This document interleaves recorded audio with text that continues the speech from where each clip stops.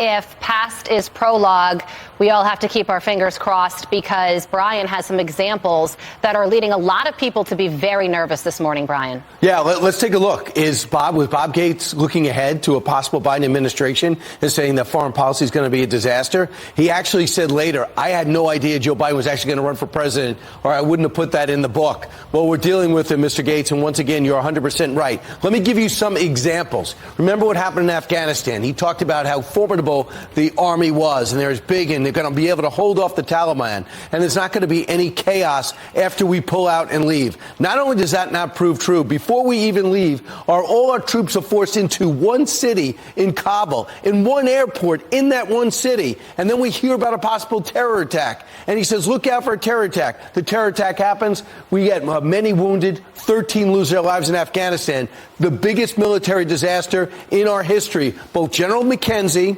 as well as General Milley said they did not advise the president that it was going to go smoothly. They told him things could go wrong. He denies it. Said no general ever warned me about this. Remember about the invasion of Ukraine. He watched the troops well up in Ukraine. He did not arm the Ukrainians with weapons that they eventually got once the war started. He told Russia not to invade. They invaded. They're still in there. This is an ongoing war, and it's been so haphazardly dealt with, and this administration's communicated so poorly that now he's having a big struggle getting the financing the Ukrainians deserve to continue to fight off the Russians, who have lost 300,000 in battle and don't seem to care. Remember the famous spy balloon. One Montana reporter looked up in the sky and said, that doesn't look like a recreational balloon. It turns out it was a Chinese spy balloon. We followed it across the country.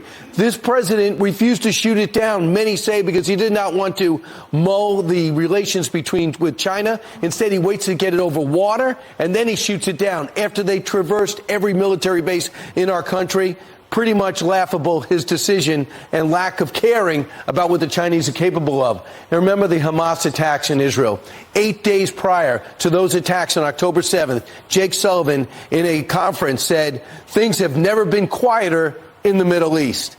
The worst attacks since the Holocaust hit the Israelis. We're still dealing with a huge war in Gaza, and the ripple effects have us under fire in places like Yemen, by the Houthi rebels sponsored by Iran, who sponsor Hamas, who sponsor Hezbollah. And this is the same country this administration chose to put an outstretched hand of peace for, thought that they were going to be the ones, they're going to be the linchpin to success in the Middle East, unlike Donald Trump, who thought they were the problem. He was obsessed with doing things the opposite of Donald Trump, obsessed with doing things the way Barack Obama did, and we are suffering the ramifications of that. These are all Joe Biden's decisions.